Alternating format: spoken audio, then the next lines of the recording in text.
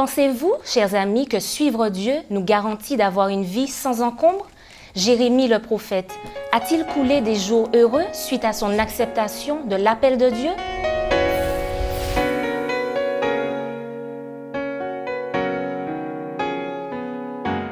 Bienvenue, chers amis, dans votre émission Autrement dit. C'est un plaisir pour nous de vous retrouver encore cette semaine afin de pouvoir échanger sur la parole de Dieu. Alors, pour répondre à nos questions aujourd'hui, j'ai le plaisir de retrouver Samuel Flamand et Eddy Michel Carpin. Bienvenue à tous les deux. Merci. Alors, nous poursuivons notre étude du livre de Jérémie et cette semaine, plus précisément, le chapitre 20. Chapitre que je vous invite d'ailleurs à lire chez vous, chers amis, afin de pouvoir partager avec nous les réflexions qui vont suivre. Alors, dans ces versets, vous le verrez, on découvre un Jérémie complètement découragé, au point de maudire le jour de sa naissance, au verset 14. Alors, pourquoi Jérémie en est arrivé à cet extrême? Qu'est-ce qui s'est passé? Ce qu'on peut noter dans le comportement de Jérémie, c'est que Jérémie est pleinement homme. C'est son côté humain, son humanité qui transparaît.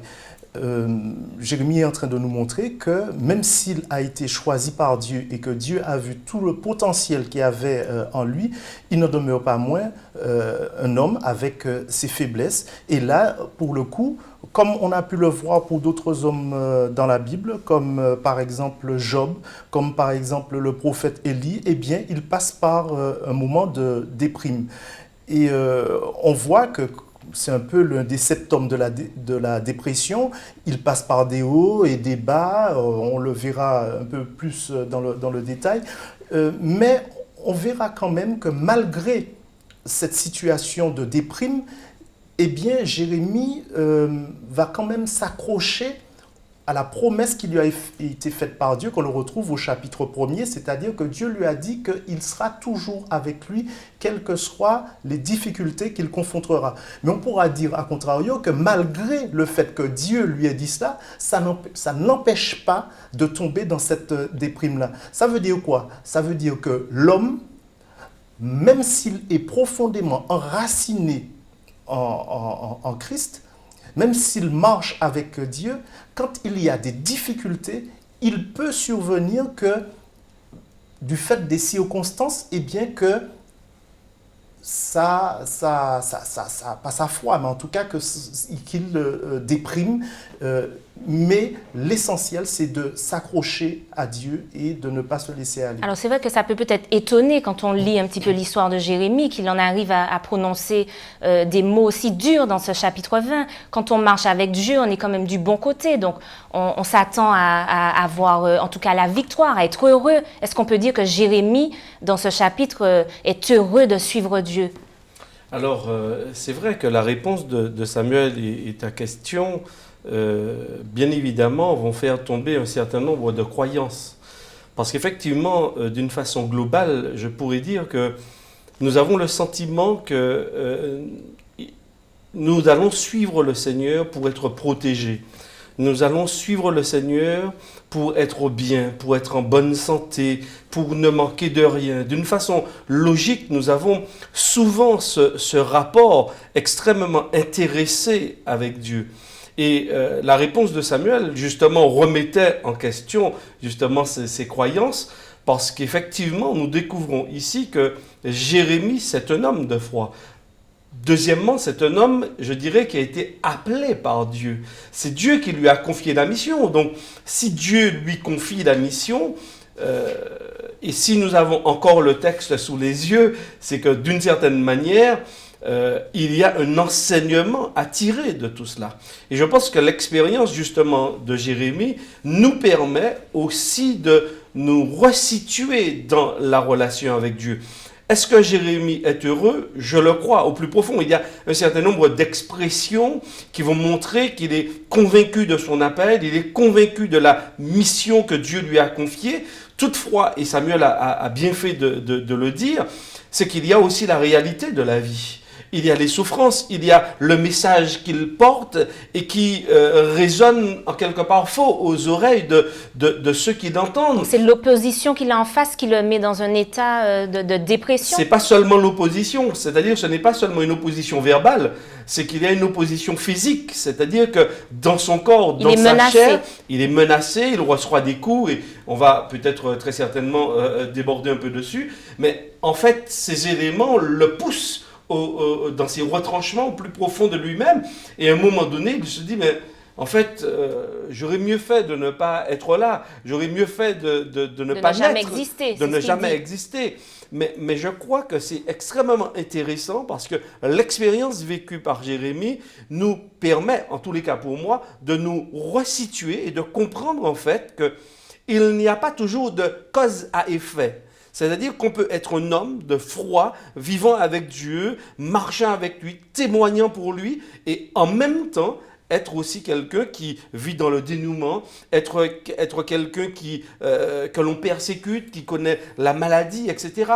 Et donc, je pense que c'est un équilibre à avoir dans la vision globale du texte biblique. Alors, comment Dieu accueille les plaintes de Jérémie et plus largement, pour revenir à nous, comment Dieu comprend nos plaintes, nos cris de désespoir? Ce qu'il faut comprendre, c'est que au moments les plus sombres, les moments les plus difficiles, lorsque nous nous sentons au plus bas, eh bien c'est à ce moment-là que Dieu est à nos côtés et qu'il nous porte même, si je puis dire.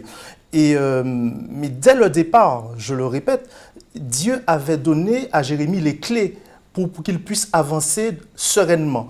Au chapitre 1er, il lui dit que quand il y aura des difficultés, je ne cite pas le texte verbatim, mais il lui dit que lorsque surviendront les difficultés, qu'il sera à ses côtés, qu'il sera avec lui. Donc on pourrait dire que Jérémie n'a pas de problème métaphysique à avoir. Il doit simplement annoncer le message tel que Dieu lui a demandé de le faire, prophétiser, et puis tout ira bien. Même si on le frappe, même si, quel que soit ce qui se passe, eh bien il n'a pas de problème à avoir. Mais Jérémie, je répète, est un homme.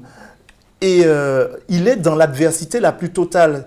C'est-à-dire que jusqu'à maintenant, on voit un homme tout seul face aux dirigeants, les prêtres, les sacrificateurs, même d'autres prophètes, des faux prophètes. Et tout ce monde-là, contre lui, personne ne croit ou ne veut croire à ces prophéties. Le responsable de la sécurité du temple, on le verra, va même le fouetter, le faire fouetter en appliquant une loi de l'Ancien Testament que l'on retrouve dans Deutéronome 25, le verset 3. 40 coups de fouet, il est cloué au pilori. Donc tout ça, on peut comprendre que dans une situation comme ça, eh bien, oui, on peut comprendre mieux les plaintes, exprimées par Jérémie. Qu'ils se disent, eh bien, j'en ai un peu assez de tout cela. Alors, est-ce qu'on peut comprendre également cette envie de vengeance que Jérémie également a eue, puisque tu parles du sacrificateur Pachour, si je prononce bien, au début du chapitre 20, qui le frappe, effectivement, et l'enferme une nuit. Et effectivement, l'histoire nous dit qu'au sortir de cette nuit de prison, Jérémie prononce une sentence de mort à l'encontre de ce sacrificateur qui l'a enfermé et frappé, et ainsi que toute sa famille d'ailleurs. Donc, est-ce qu'on peut également comprendre cette envie de vengeance que Jérémie a eue envers cet homme? Alors, effectivement, on pourrait lire le texte, et peut-être une première lecture dans nos versions nous laisserait entendre que Jérémie aurait prononcé des imprécations contre lui. Mais il y a un jeu de mots, effectivement, et quand on lit le contexte, on voit en fait qu'il dit à cet homme que Dieu change ton nom. Et le nom qu'il lui donne est en train de signifier qu'il y aura de la désolation de toutes parts.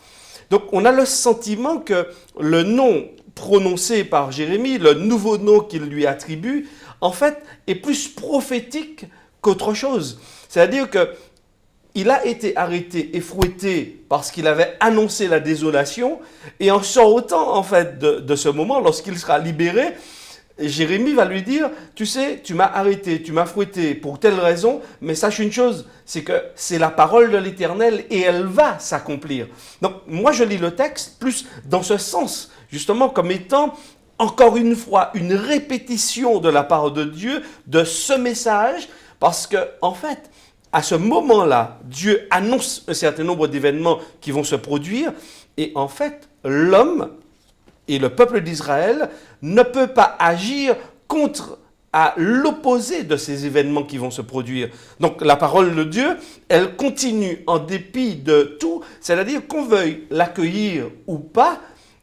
C'est un peu la façon dont moi j'interprète cette parole prononcée par Jérémie.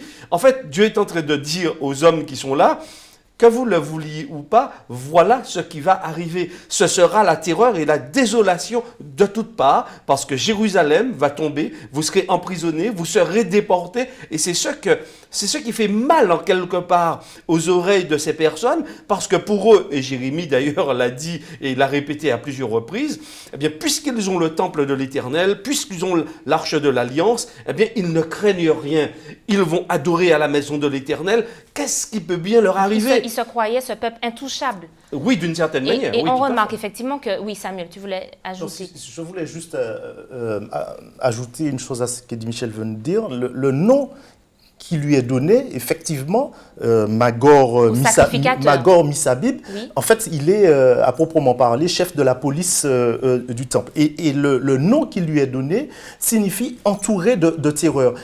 Mais ce n'est pas du tout, pour répondre très clairement à ta question, une vengeance. D'accord, donc ce n'est pas une sentence qui est prononcée suite à l'enfermement, c'était presque déjà prévu dans la prophétie. C'est-à-dire qu'effectivement, l'attitude de Pachur a fait que les choses se sont passées comme cela. Son libre arbitre a fait qu'il a choisi cette voie-là et il a subi les conséquences qui ont été annoncées par Jérémie. Mais ce n'est pas Jérémie qui, du fait de ce qui lui a été infligé par Pachur, a dit, eh bien, je vais te rendre la monnaie de ta pièce. C'est pas du tout comme cela. Et Michel a raison de présenter les choses comme ça. C'est pas du tout comme ça qu'il faut voir les choses. Alors, vous l'avez dit, Jérémie, en fait, annonçait des événements terribles à venir sur ce peuple. Et pourtant, par rapport à ces événements, il pensait qu'il était la risée de tous. Parce que, comme tu disais, Eddie Michel, ce peuple se pensait intouchable. Et qu'en est-il de nous aujourd'hui? Quel est notre message aujourd'hui? Est-ce que nous sommes censés annoncer les événements des derniers temps, la fin du monde, des catastrophes? Qu'est-ce qu'on doit présenter au monde? Alors, on est censé annoncer aux gens, comme tu dis, à ceux qui nous entourent, un message de paix, d'amour, une perspective heureuse avec Dieu, une vie où la mort disparaîtra. C'est cela qu'on est censé annoncer. Mais effectivement, il y a, j'ai envie de dire, pour arriver à cela, il faut aussi dire, voilà la situation actuelle et voici ce qui va se passer crescendo dans le mal avant que cette perspective heureuse-là ne puisse s'installer. Mais nous ne sommes pas, en tout cas personnellement, ma présentation du message n'est pas avant tout catastrophique. Ma présentation du message, c'est avant tout Jésus, le bonheur, la paix, une vie éternelle. C'est avant tout cela.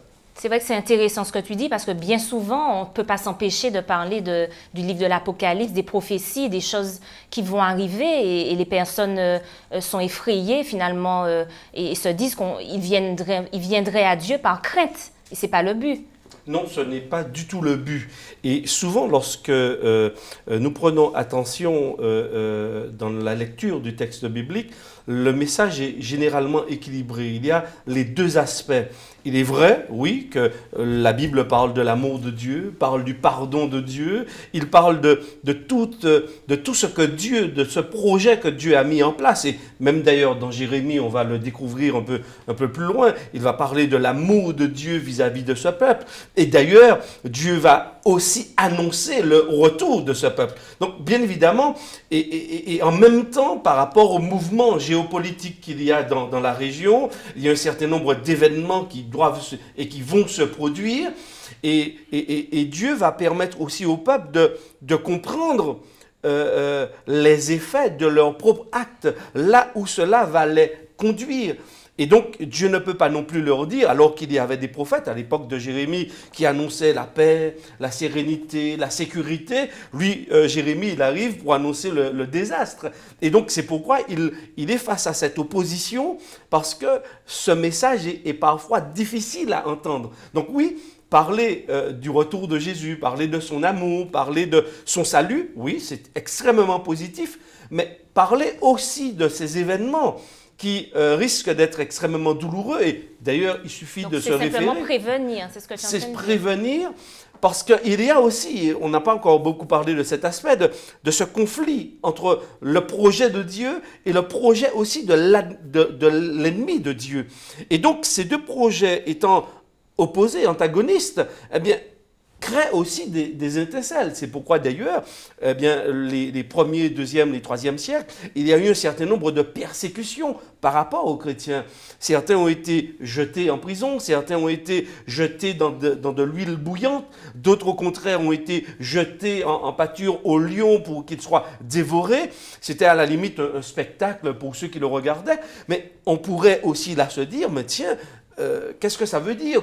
Comment comprendre d'un côté l'amour de Dieu et puis cette souffrance rencontrée et vécue par ceux qui l'aiment et ceux qui le servent? Eh bien, je pense qu'il y a un équilibre justement par rapport à cela. Et Jésus fait bien d'annoncer un certain nombre d'événements, non pas pour que nous ayons peur, mais pour que nos yeux soient ouverts, pour comprendre ce conflit. Ce n'est pas lui qui va nous faire subir ces souffrances. Mais c'est justement ce conflit, c'est le résultat de ce conflit qui va mettre en exergue et qui va nous opposer justement à l'ennemi de Dieu et qui, effectivement, au travers de ces souffrances, vont se retourner contre les enfants de Dieu. Alors ça, c'est notre lecture, peut-être, ton opinion, Eddy Michel, de ce fameux conflit, mais il y a peut-être des personnes qui ont une autre lecture de l'histoire de l'humanité.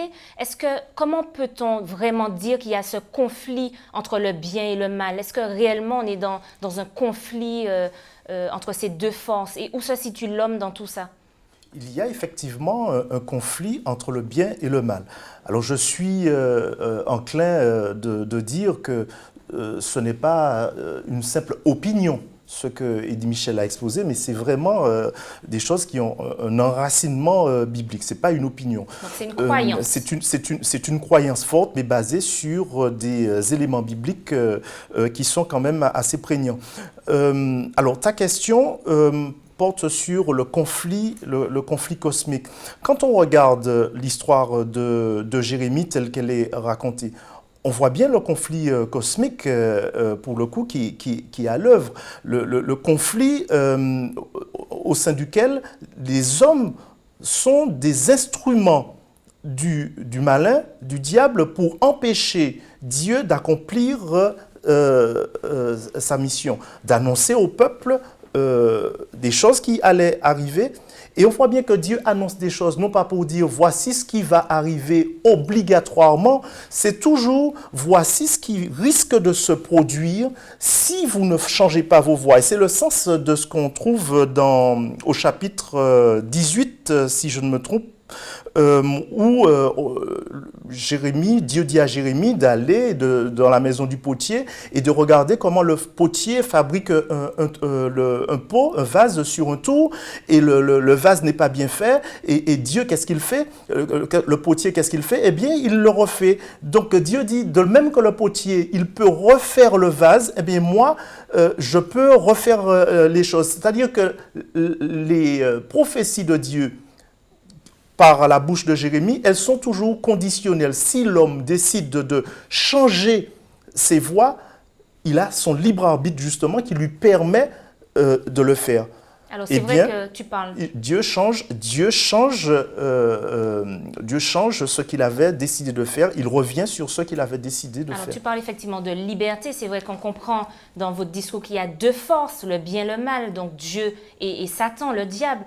Mais l'homme dans tout ça, est-ce que l'homme est réellement libre? Parce que même à travers l'histoire de Jérémie, on voit bien qu'il avertit le peuple et si le peuple ne retourne pas dans les voies de Dieu, c'est la mort, c'est la destruction. Alors, juste avant d'essayer de répondre à ta question, concernant la question précédente, c'est vrai que cette question, elle est vraiment importante, elle est fondamentale, je dirais, parce que pour nous, nous sommes des croyants, nous sommes habitués un peu au texte biblique, et donc cela nous semble aisé. Mais je pense que quand on observe autour de nous, quand on observe la nature, quand on observe le fonctionnement de l'être humain, on constate quand même qu'il y a deux forces. Parce que peut-être on appellerait ça une certaine morale. Une morale pour faire ce qui convient dans le respect de l'autre et d'autrui. Mais on voit bien aussi qu'il y a d'autres qui s'opposent totalement à ce mode de fonctionnement. Alors, moi, je le lis en disant, ben tiens, ce sont deux forces opposées. Je dirais, d'un côté, il y a Dieu, de l'autre côté, et il y a l'adversaire de Dieu qui est Satan. Mais je pense que quelqu'un qui observe, qui, sans être croyant, sans nommer de divinité particulièrement, ou sans nommer un adversaire, va facilement comprendre qu'il y a un problème sur la terre. La seule chose, c'est que je crois que le croyant apporte des réponses par rapport à ce que Dieu dit dans la Bible. Tandis que, de l'autre côté, lorsque quelqu'un observe cela, il se dit, mais je ne comprends pas Dieu. Si Dieu est amour, pourquoi il y a cette violence? Donc pourquoi ça suscite des questionnements et des doutes même sur Donc, l'existence de Dieu. Alors, bien évidemment. Comment le bien et le mal peuvent coexister Et c'est pourquoi je pense indéfiniment. que Dieu aussi nous permet d'avoir la Bible, sa parole, pour pouvoir répondre à un certain nombre de questions que nous nous posons. Et je crois que la Bible, l'enseignement biblique en tous les cas, est précieux pour ouvrir l'intelligence et nous permettre de lever le voile un tout petit peu sur ce conflit qui existe entre Dieu qui est amour, mais aussi un adversaire qui est venu et qui a jeté le trouble sur la planète Terre, et je dirais presque dans l'univers. Et Dieu cherche constamment à remettre de l'ordre, en quelque part, dans tout cela. Donc c'est lui qui tire les ficelles dans tout ça. S'il y a deux camps, qui tire les ficelles, qui Non, est aux commandes? Non, c'est pas Dieu qui tire les ficelles. Dieu dirige tout. Dieu est le maître de tout. Mais Dieu ne nous utilise pas comme des marionnettes. Nous avons, je le répète, notre libre arbitre. Ce que je voulais ajouter par rapport à ce que j'ai commencé à exposer tout à l'heure, c'est que nous sommes les enjeux du conflit cosmique entre le bien et le mal. Tout ça, c'est pour nous, c'est pour l'homme. Nous sommes les enjeux. Quand on voit l'histoire de Jérémie, on voit que ce peuple-là, Dieu dit qu'ils m'ont abandonné, ils ont profané ce lieu, ils ont offert de l'encens à d'autres dieux que ne connaissaient ni eux, ni leur père, ni les rois de Juda. Dieu a dit des choses très claires sur la manière d'adorer, sur qui il fallait adorer, sur les sacrifices. Eux, ils offrent leurs propres enfants en sacrifice. Dieu n'a jamais dit cela. Donc, il y a toujours une contrefaçon qui est mise en place par l'ennemi.